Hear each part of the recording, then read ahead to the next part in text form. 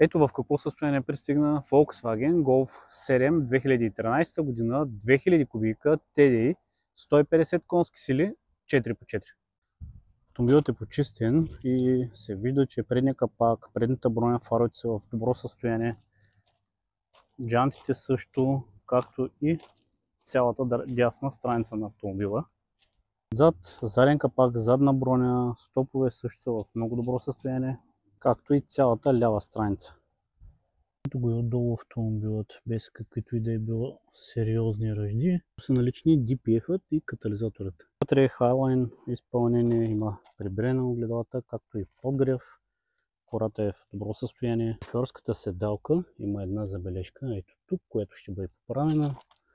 Всичко друго е в много добро състояние. Пасажирска седалка, както и задните седалки. Показания 216 169 км без индикации за повреди. 6 скорости, ESP, автоматично гаснене, 4x4 казахме. Auto-hold система за подпомагане, спирането при наклон, автоматична спирачка. Ето тук има една малка забележка на декоративната лайсна. Климатроник, мултимедия, мултифункционален волан, гласови команди, както и темпомат. Важното отделение, кората е налична. Тук имаме триъгълник с жилетка, както и комплект, резервна гума, крик, както и всички инструменти към него. Оригинални джанти 17 солови с размер на гумите 225-45, 17, 49 седмица на 15, 49 на 15 година и с общо взето гуми за смяна, които ще бъдат подменени. Това е работата на мотора.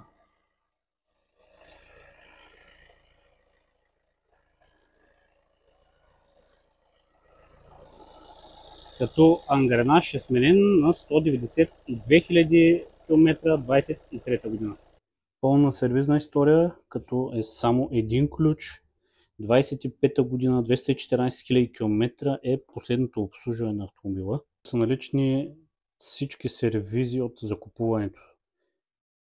24-та, 22-та, 21-та, 19-та, 18-та и така нататък. Като ето тук отново е записано 192 000 км е направено обслужването, както водна помпа и накладки. И да, не мога да ви гарантирам, че нашите автомобили пристигат в перфектно състояние без забележки, но със сигурност мога да ви гарантирам, че от нас ще си купите само единствено изрядно технически автомобил, тъй като тестваме, проверяваме и отстраняваме всичките забележки адекватно.